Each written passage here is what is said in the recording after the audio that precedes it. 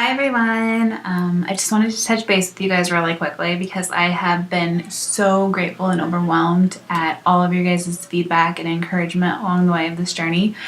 It was hard to put myself out there and you guys just made it so much easier. So thank you from the bottom of my heart. I'm so grateful.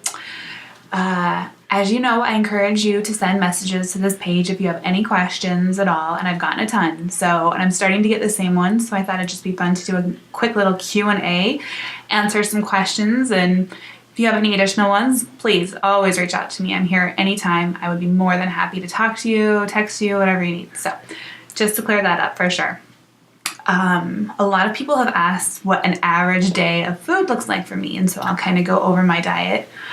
I am someone that can eat the same food over and over again. It does not bother me at all. I know some people like to switch it up. I am not one of those people.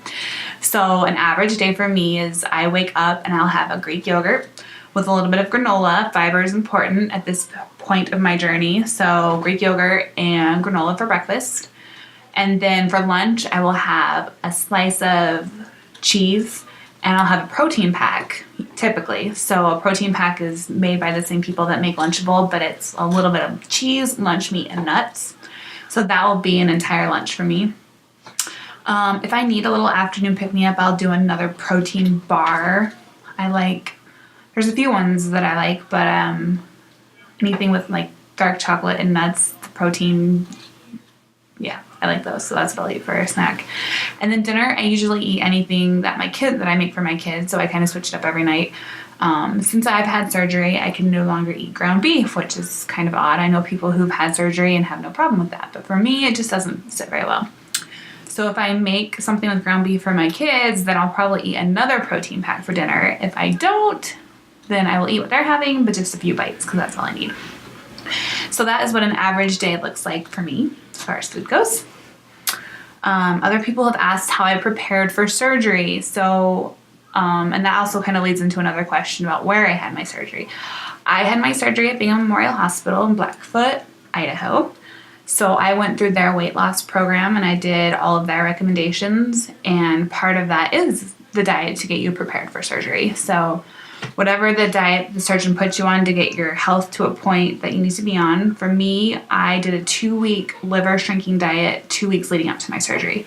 So that's a high protein, low fat diet to shrink your liver to make sure that you are prepared for surgery. And actually during that diet, I lost 10 pounds, so that was good.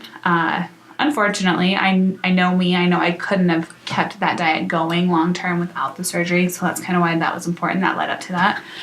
But that is how I prepared for surgery. I followed all of their guidelines. I met with the counselor, the nutritionist, and then 2 weeks before surgery, I did the liver shrinking diet. Do I have any regrets? I literally have 0 regrets. There are days I would say I mourn a little bit for being 32 years old and not ever in the rest of my life being able to eat a normal meal. I think that makes me sad sometimes, but regrets, none. I feel like a new person. I'm always smiling. I'm just feeling so happy and healthy. So it was a long process to get through surgery and it was a lot of hard work. But now that I'm 6 months out, I have 0 regrets. I would do it all over again the same way if I could. So the next question is exercise. So for me, the surgeon cleared me to start exercising 6 weeks after surgery. So I have been. In the beginning, all I would do is literally walk the loop around my neighborhood. I would just go out and walk every night. I would walk and then after the weather started getting cold, I have a treadmill and I did the Couch to 5K program, which is a pretty much free app that just helps you get up to running, and you just run when it tells you to run and walk when it tells you to walk. So now I completed the Couch to 5K program. So at this point, I've still been running on my treadmill, and I've also incorporated some weight training as far as with my husband's Bowflex and exercising and stuff like that. So that is what I've been doing for exercise.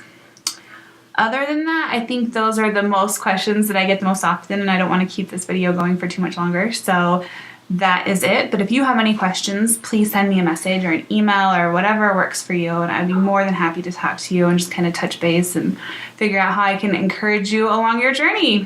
Thanks, guys.